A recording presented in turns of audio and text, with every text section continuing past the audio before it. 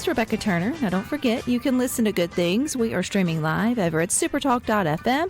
We're also streaming from that SuperTalk Mississippi app and your local SuperTalk Mississippi radio station. But you can watch us, too, if you would like. We are on your computer, your mobile device. Just head on over to SuperTalk TV. Now, the Mississippi Youth Court Institute is a new collaboration. It's between New Allies and the National Council of Juvenile and Family Court Judges. It aims to support best practices standards in child welfare, and they're doing that through some grants. And joining us today is Judge Staci Bevill to tell us a little bit more. Welcome, Judge. Thank you for having us. Do we have you here? Can you hear me? Yeah, I can hear you now. There you are.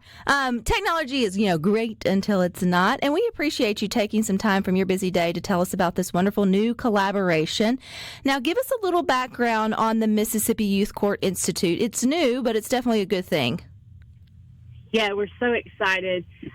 We've been looking for different partners to enhance our best practices here in the youth courts of Mississippi, and we were able to partner. New Allies came to work with the Department of Child Protection Services, and as part of that, there was an opportunity to have a standalone amount of funds to start a engagement with a judicial engagement piece.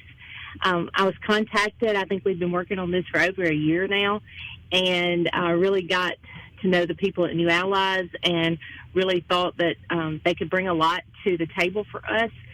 Funding is a problem in every state agency and everything that we do here in Mississippi, and youth court is not immune to that. So they were able to bring funds with them, and we're just really excited. We have the first thing they did was we had an engagement event in Jackson where they invited all of the judges there, and we just learned about New Allies. They brought in some educational pieces and just kind of talked about what they wanted the Institute to look like.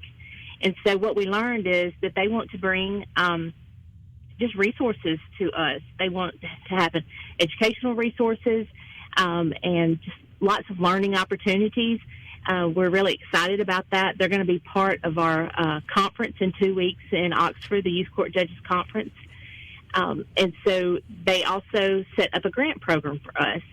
So we have been in the midst of different judges applying for grants, and those were scored by the NCJ, that you spoke about, and some other partners with them.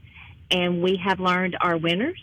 And we're excited to go forward with the first group of the Institute, and that's how we're starting all of this.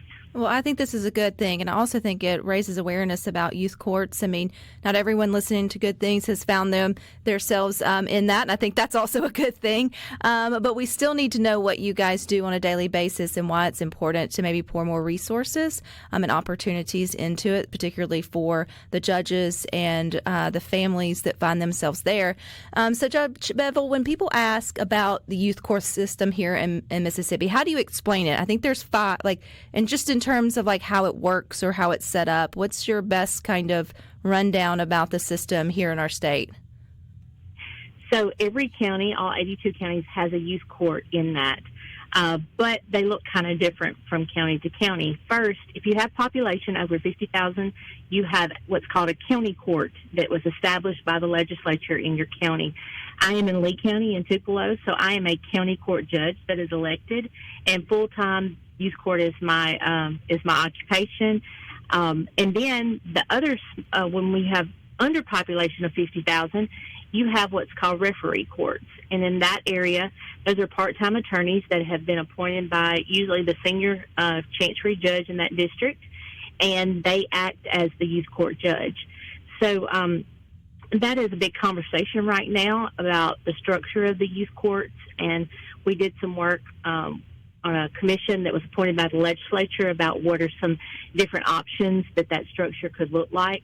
But that's how we're set up now. We deal with truancy, we deal with delinquency when kids commit crimes, and then I deal with abuse and neglect, and that's when children come into care.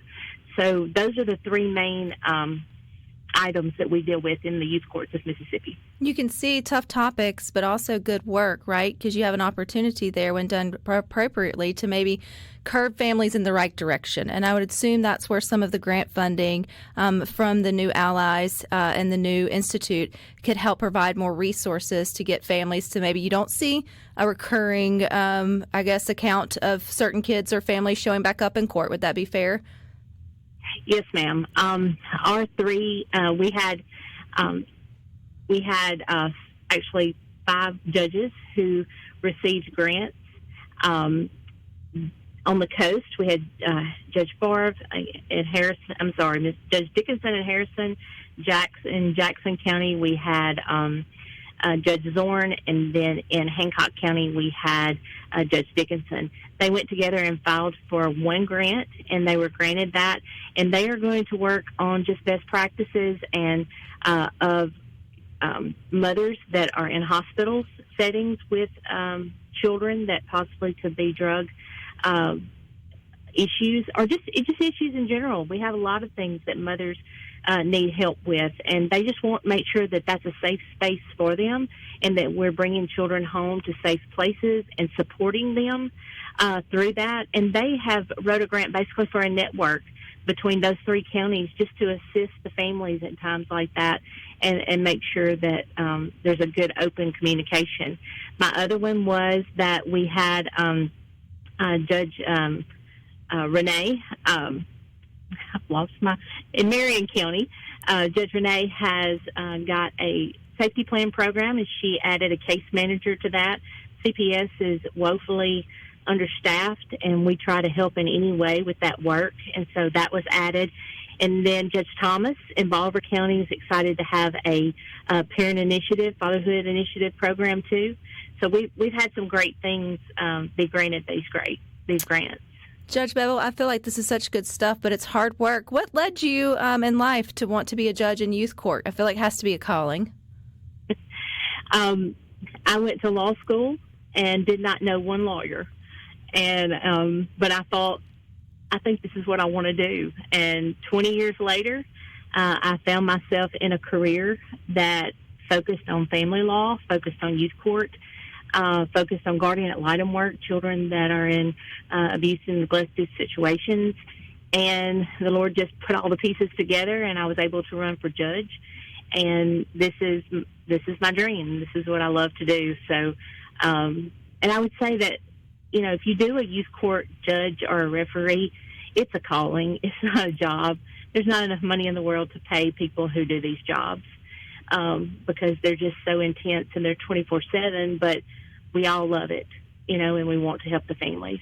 How can Mississippi help? Is it just by being involved in what's going on in your county or with your youth court, or just being aware of changes or ways that it can be positively impacted, or, just these grant opportunities? Is there a way for us to help you guys do good work in what y'all do every day, or better, not better work, that's not the right word, but, improve your resources? I would tell your listeners out there to just get tuned in to your counties. Volunteer work. We are in a dire situation with foster parent placements. We do not have placements for these children. We're looking at close to 4,000 children in custody, and many of those are in family homes that they got to go to. But just paying attention to things like that. Also being mentors. We need mentors for our delinquency and children in need of supervision, and just encouraging children, even if, just in the school system. Truancy is the gateway to every bit of this. So any impact you can make to make sure kids are in school, that is always positive. And as I said before, funding. The youth courts received $2.3 million. This is the actual court system from the state. It is very unfunded, and we have been working very closely with our legislature and get that increased, and we're super excited to make those contacts, and we hope that we could just keep the momentum going. Well, I think anyone can get behind improving that court system or giving you the resources that you need. So maybe you can catch those families, at a critical turning point and hopefully turn them in a different direction. That's the way I see it, right? So the cycle doesn't sort of keep coming. So I appreciate your time, Judge Bevill, and all the good work that y'all do on a daily basis. I know it's tough work, but it's good work. Thank you so much for having us. All right, you guys stick with us. We got more.